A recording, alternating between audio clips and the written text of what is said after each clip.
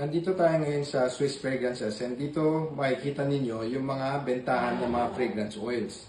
So dito sa Swiss Fragrances, nandito lahat ng klase ng fragrance oils from pang hair care, pang personal care, or for perfumes.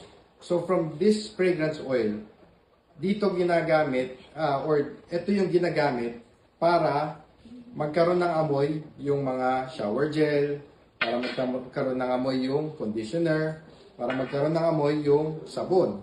So, depende yan sa mga scent na pipiliin ninyo. Like for example, gusto ko ang amoy ng sabon ko is amoy olive oil. So, olive oil na fragrance oil lang pipiliin natin. Very important ang fragrance oil sa finished product. Kasi ito yung nagbibigay ng karakteristik ng produkto nyo. Lalong-lalo na sa Pilipinas, lahat ng tao sa atin mahilig sa mabango. So, pagka makikita nyo nga sa supermarket, meron kayong makikita na tao bumibili ng sabon. Kahit na naka-plastic pa yung sabon, pinipilit nilang amuyin. Kasi ganun ka-importante sa Pilipino ang mabangong produkto.